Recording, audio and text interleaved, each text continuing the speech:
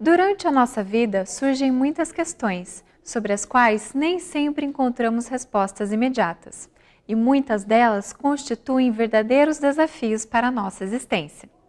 O Espiritismo oferece o esclarecimento sobre as mais diversas situações que a vida nos propõe. Está começando mais uma edição do programa A Vida em Foco, e você é o nosso convidado especial. Fique conosco e acompanhe a programação de hoje.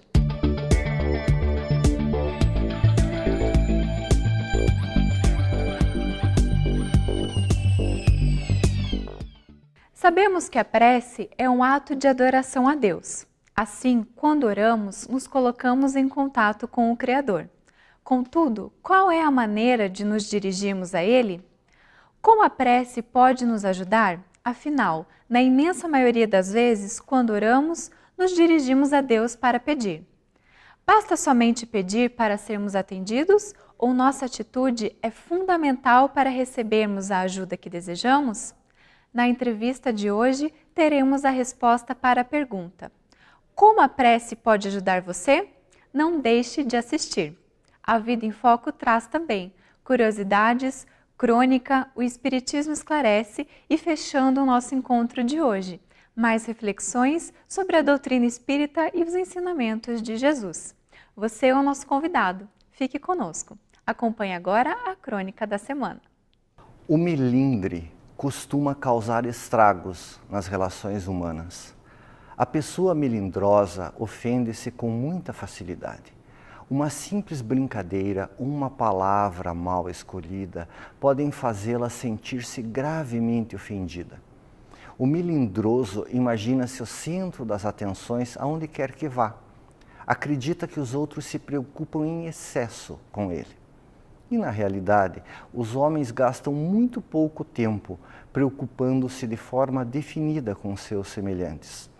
Salvo se você for uma sumidade em determinada área, provavelmente os que o rodeiam não se ocupam particularmente com seus atos. Não se imagine o centro do mundo. Os outros não falam ou agem com o firme propósito de ofendê-lo. Eles nem pensam muito em você. Não seja de vidro no trato com os semelhantes. Não veja ofensas onde elas não existem. O corre-corre do mundo moderno nem sempre permite que tudo seja feito ou dito com a suavidade desejável. Certamente você também não pensa inúmeras vezes em cada palavra que diz, e igualmente não pauta sua vida pelo interesse de atingir os que o rodeiam. Muitos de seus atos e palavras podem ser mal interpretados. Quem procura razão para sentir-se ofendido, certamente encontra. Trata-se principalmente de um estado de espírito. Conscientize-se dessa realidade. Não se imagine mais importante do que na realidade é. Viva com leveza e bonomia. Se alguém criticar algo que você tenha feito, não se ofenda. Não torne tudo pessoal. A crítica nem sempre é destrutiva. Aceite que às vezes você falha. As observações dos amigos podem auxiliá-lo a ser melhor. Procure tolerar sem melindre mesmo alguma observação maliciosa a seu respeito. Em um ambiente descontraído, com frequência alguém é motivo de piadas. A intenção raramente é ofender. Tanto é assim que se altera constantemente o alvo da troça.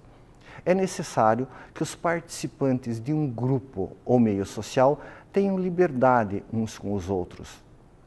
Por certo, há limites para tudo. Mas sem sinceridade e espontaneidade, resta somente a formalidade e a hipocrisia. Assim, seja leve em seu viver. Não se ofenda a todo instante por tudo e por nada. Isso apenas o isolará de seus semelhantes, sem qualquer resultado útil. Como a prece pode ajudar você?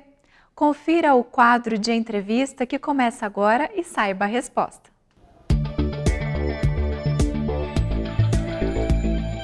Olá, que bom que você está conosco. Começa agora o nosso bate-papo, a nossa entrevista. E hoje nós temos aqui a alegria em receber Sueli Brito. Sueli, que é vinculada ao Centro Espírita Bibi Isfer, que fica em Curitiba mesmo, na esquina da Alameda Cabral, com a Saldanha Marim. Na sua atividade profissional, atua como advogada, né? E aposentou, né, Sueli, recentemente como servidora pública federal, atuou na Receita Federal. Sim. Né?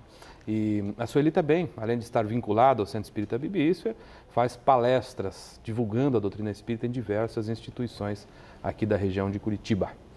Isso. Seja muito bem-vinda, Sueli. Muito obrigada. É um prazer estar aqui. Muito bem, hoje nós estamos aqui para falar de um versículo do capítulo 11 do Evangelho de Marcos. Veja que interessante, né? Seja o que for que a gente peça numa prece, acredite que obteremos e será concedido o que nós pedirmos. A única maneira, Sueli, de a gente conseguir alguma coisa, segundo esse texto, é através da prece? Bom, em primeiro lugar, nós teríamos que conceituar o que é prece, né? Porque Allan Kardec vai nos colocar no Livro dos Espíritos, na terceira parte, no segundo capítulo, que a prece é um ato de adoração. E vai nos ensinar que é o momento em que nós falamos com Deus. Nós aprendemos também que Deus é a inteligência suprema, a causa primária de todas as coisas. Portanto, neste momento, eu vou pedir a Ele aquilo que é coerente com o meu estado de espírito. Então, o que nós deveríamos pedir na prece com garantia de que obteremos? Aquelas qualidades morais que nós ainda necessitamos.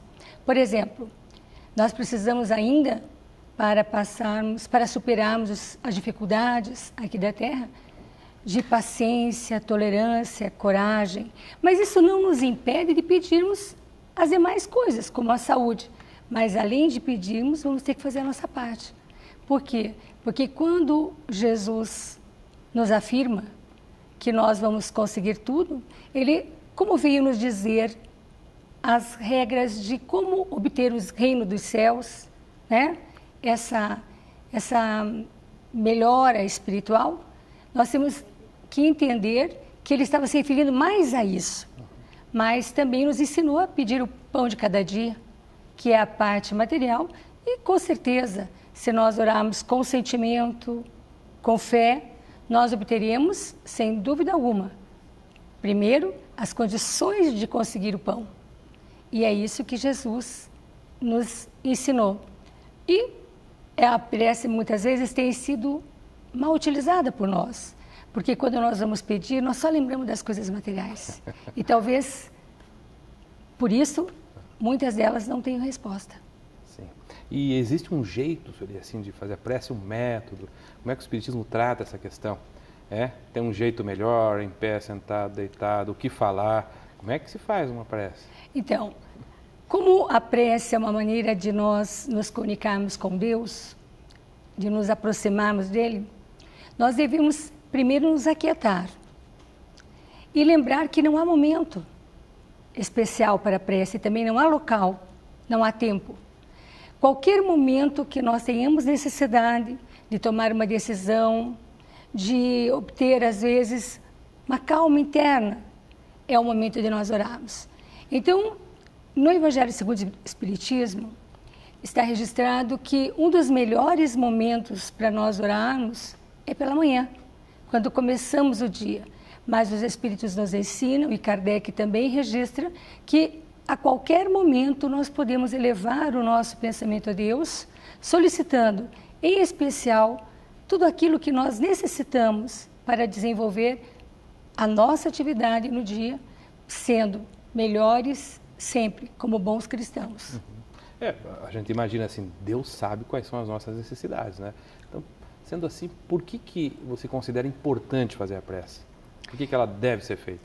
Ela é importante porque nós precisamos lembrar sempre que existe um Deus que rege todas as maravilhas do universo, inclusive a nossa vida.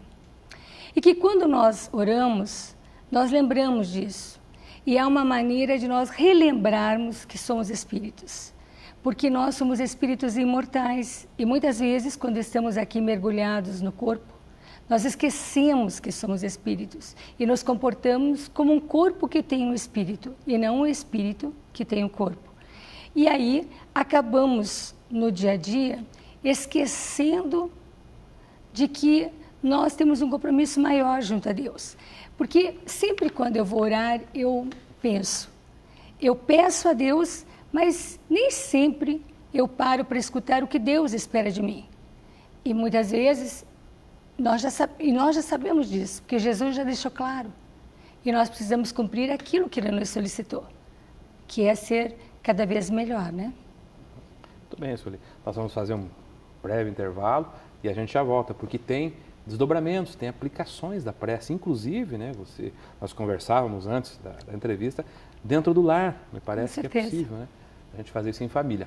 A gente faz um breve intervalo, então, e já volta.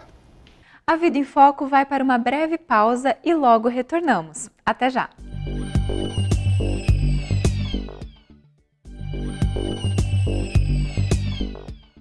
Voltamos com a entrevista e o tema de hoje é: como a prece pode ajudar você? Confira.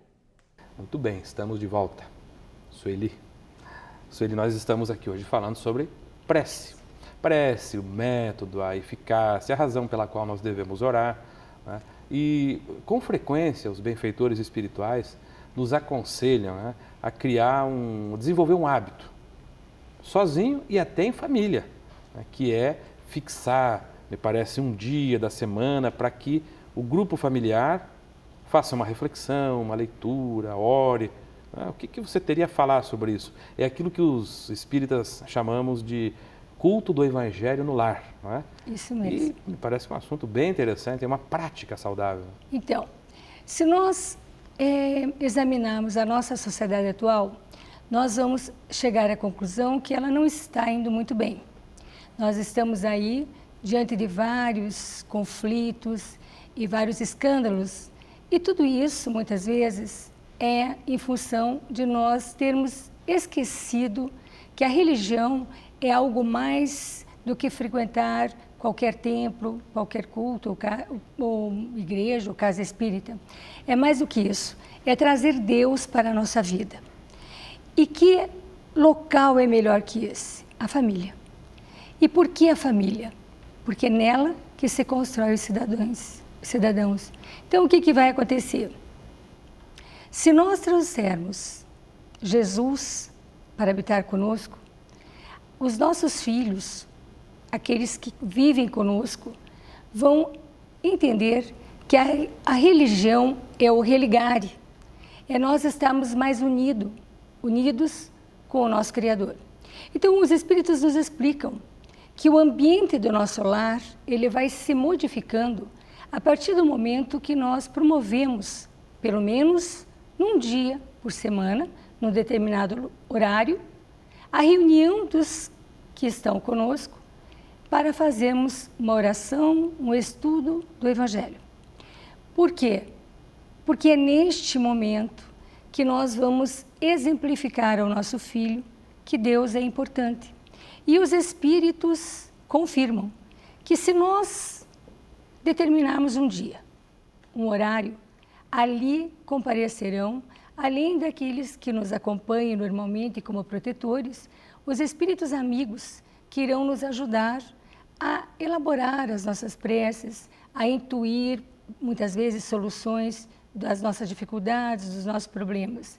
E com isso, nós vamos adquirindo mais esse conteúdo evangélico para a prática no dia a dia.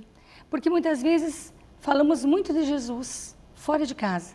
Dentro de casa se torna difícil aplicar, principalmente quando nós tratamos de perdão, tratamos de amor, de afeto para aquele que vive conosco. Então, os Espíritos nos dizem que cada vez que nós nos reunirmos, ali nós estaremos acompanhados e, com certeza, o nosso ambiente doméstico será cada vez mais fortificado, com base no amor, no conhecimento daquilo que Jesus deixou como herança para nós, de boa conduta moral em direção a Deus. Então, na prática, Sueli, como é que funcionaria para aquela pessoa que está nos ouvindo?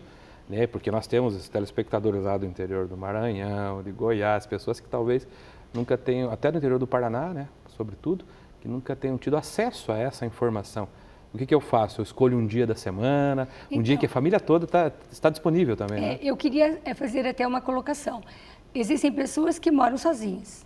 E isso não impede a realização do evangelho, do culto do Evangelho no Lar. Por quê?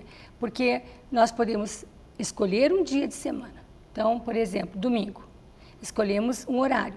E a partir daquela escolha, nós vamos nos reunir, ou se estamos sozinhos, podemos colocar um copo de água ou uma jarra com água, porque os Espíritos nos explicam que a água pode ser fluidificada. Magnetizada. Magnetizada, né? Isso mesmo. E nós vamos fazer uma oração inicial e estudarmos o Evangelho, que não precisa ser obrigatoriamente Evangelho segundo o Espiritismo. O Evangelho de Jesus, didaticamente. Então, passo a passo. Por que eles nos ensinam? Porque o Evangelho ele tem uma metodologia. Então, se nós começarmos do início e formos estudando, o nosso aprendizado, a nossa compreensão vai se desenvolvendo. O que nós fazemos em seguida? Depois de lido, fazemos comentários.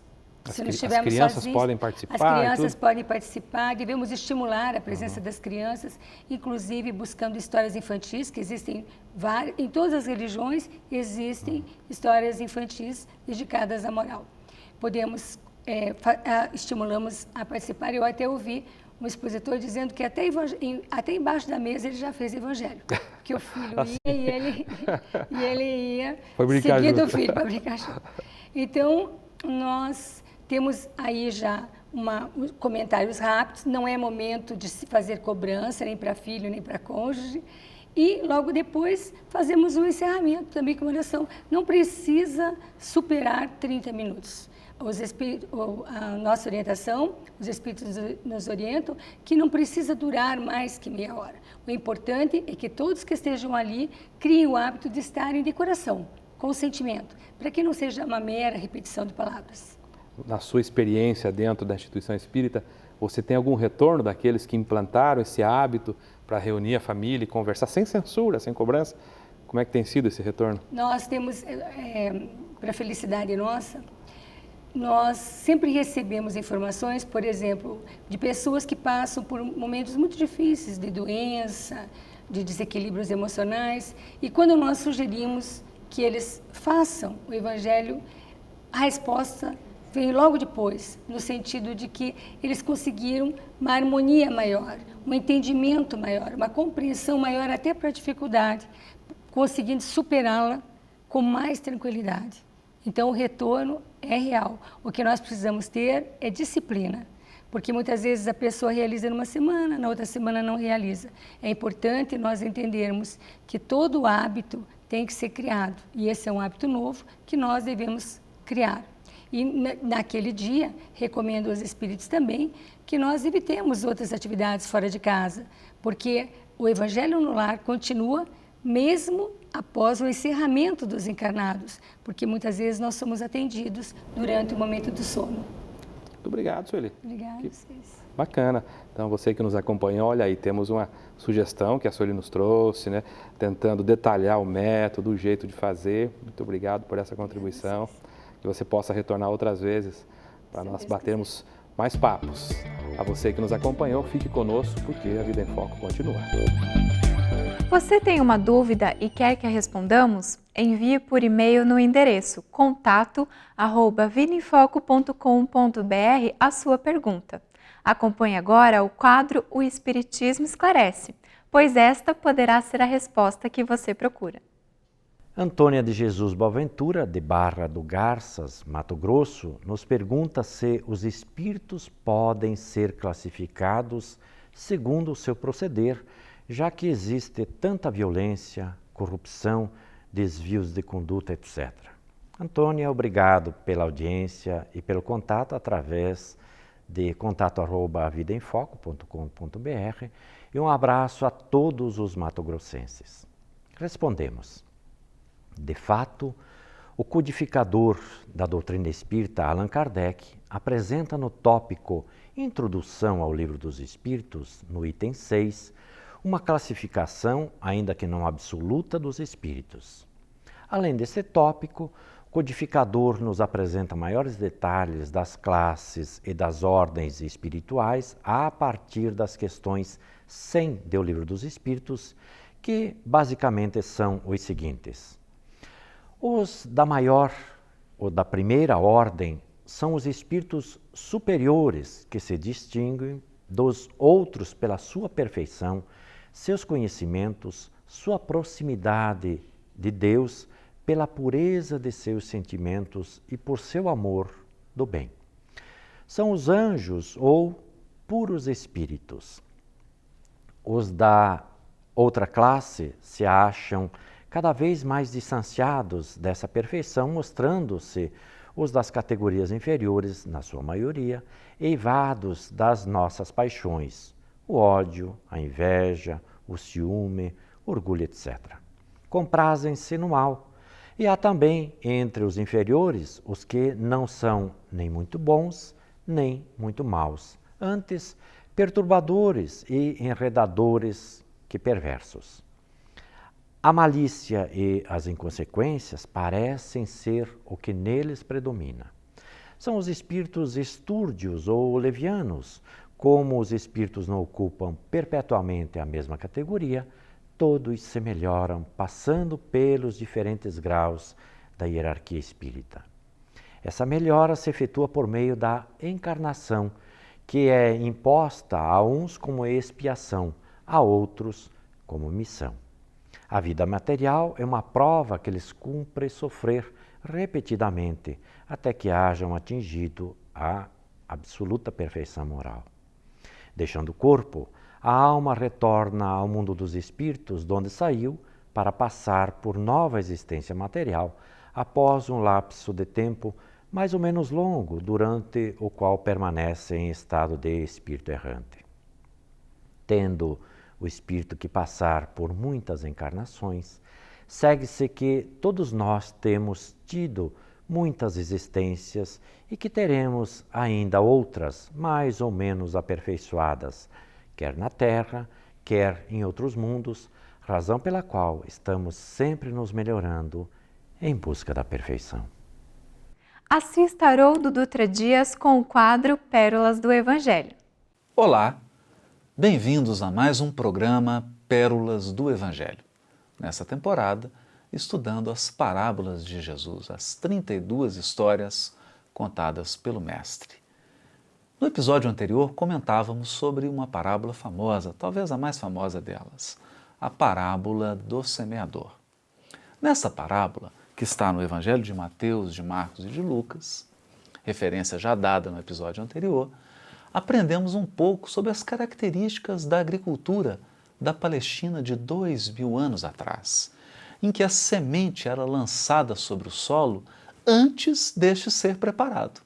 Ou seja, após uma colheita em que ficavam no solo as marcas do caminho daqueles que colheram as frutas e as hortaliças, em que os pedregulhos se misturavam com os espinhos e com as ervas daninhas, o semeador lançava novas sementes e só depois de lançadas ao solo, ele então vinha com um arado, preparando a terra, não para a semeadura, mas para o crescimento da semente lançada ao solo.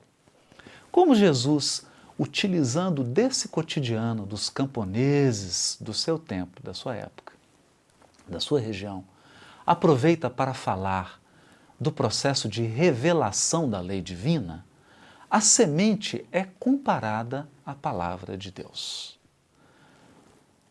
Em regra geral, as parábolas que falam sobre a agricultura têm a ver com a revelação divina, com o processo em que Deus orienta os seus filhos, espiritualmente falando, dando-lhes rumo, indicativas, lições morais, espirituais, conselhos, ideias, tudo isso representado pela semente minúscula que somente após ser acolhida por uma terra dadivosa poderá render os frutos esperados pelo agricultor. Aqui, nessa parábola especificamente do semeador, Jesus compara a sua ação reveladora, na qualidade de emissário máximo do poder divino, o porta-voz da divindade na terra, à atividade de um agricultor. Ele é aquele semeador que saiu a semear, indistintamente, lançando as suas sementes de luz a todos os corações, mesmo para aqueles que não estão preparados para receber as suas orientações. O que revela que o Criador não escolhe os seus filhos para serem instruídos, para serem orientados.